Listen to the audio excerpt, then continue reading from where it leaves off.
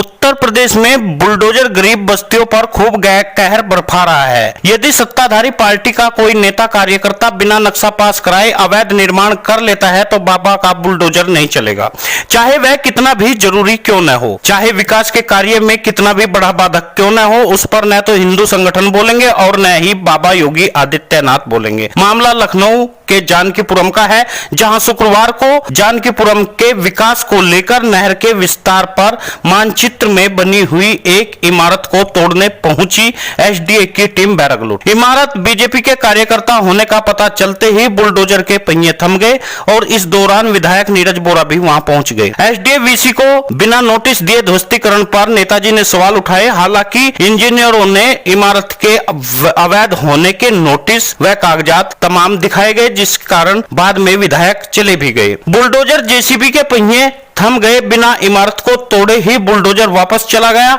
आज तक वापस नहीं आया। योगी आदित्यनाथ का यह दोहरा कानून, दोहरा चरित्र समझ से बाहर है। आखिर यदि कोई निर्माण अवैध है तो उसके ऊपर बुलडोजर क्यों नहीं चलेगा? क्या मात्र इसलिए नहीं चलेगा क्योंकि वह भारतीय जनता पार्टी का कार्यकर्ता है?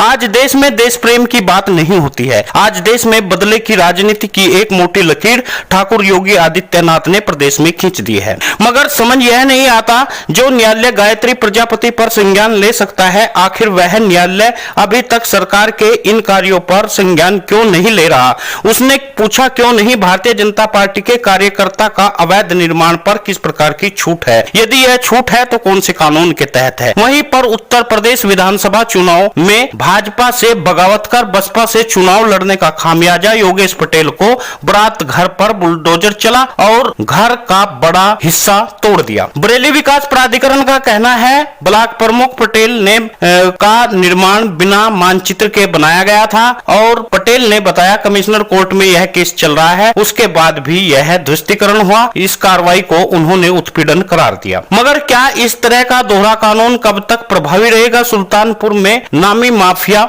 सोनू मोनू सिंह का क्राइम करे तो उनका इनकाउंटर नहीं होगा? आशीष पाल, विजय प्रजापति जैसे छोटे मोटे चोर चिकारों का कभी भी इनकाउंटर हो सकता है। और अब तो सोनू मोनू सिंह ने भारतीय जनता पार्टी की सदस्यता ले ली, उन्हें तो और भी अब में सेफ हो गए। क्या भारतीय जनता पार्टी में क्रिमिनल आने पर सेफ हो जाता है? क्या उसका बचाव होता है? यह आप जैसा मैं बता रहा हूं ऐसा आप देख ही रहे हैं। योगी आदित्यनाथ का बुलडोजर ब्रजेश प्रजापति की इमारत पर चलेगा।